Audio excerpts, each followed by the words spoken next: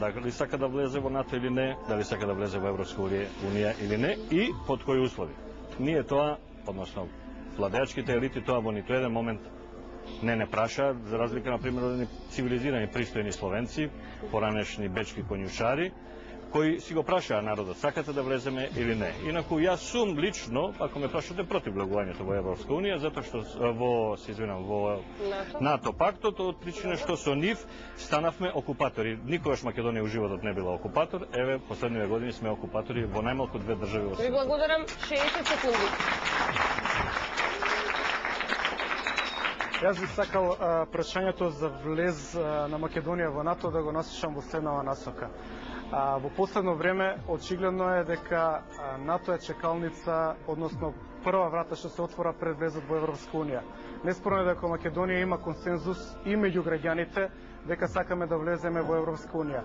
НАТО, поставувајќи се себе во таква позиција, почна да бара невоени компоненти за влез во алијансата. И мислам дека на Македонија тие невоени компоненти, посебно реформа на судството и сузбивање на криминалот во Македонија и корупцијата посебно и одговара. Значи можеме на некој начин теоретски и да се абстрахираме од тоа дали ни се допаѓа НАТО или не, туку да ги гледаме вредностите кои што се барат од Македонија, бидејќи вредностите се многу конкретни и многу значат за обичниот македонски човек. Да се справиме со криминалот, со олигархијата и да го реформираме судскиот систем. Тогаш влегле или не влегле во НАТО, Македонија ќе биде подобра држава и мислам дека треба во таа насока да го дизајнираме. Благодарам, 60 секунди за важното човечко. Ја мислам дека у НАТО треба да се влезе со песната НАТО, НАТО, моје злато. Се шегувам, шала на страна. Апсолутно заслужува Македонија 2008 заедно со Хрватска, Грузија и Албанија да влезе во НАТО. Дали сакаме ние или не, точно, треба народ да се праша за тоа. Меѓутоа, се она што се препорачува да се направи во реформите, во одбраната, во судството, во економскиот развој, во внатрешната стабилност на државата, треба да се направи ако сакаме да влеземе. Мислите дека тоа може да го направи оваа влада сега? Македонија? Да, Македонија. Може да не ни е кратко времето? Па ние 15 години работиме на тоа. Па ние 15 години велиме дека се ни кратко времето. Јас мислам дека до 2008 можеме да го постигнеме тоа. Да, ајде. Повелете.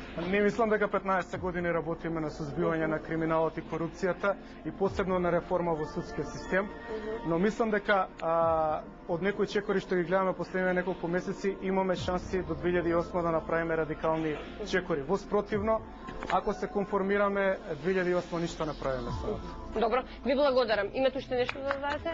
Мислам дека за овие неколку месеци не може се да се направи. Дека е тоа еден подолготраен период и мислам дека не се слагам дека само за овие неколку месеци се работи на влегување на Македонија во НАТО. Него тоа е еден процес кој трае. Долготраен. Добро, ви благодарам. Ви благодарам. Господин Велковски,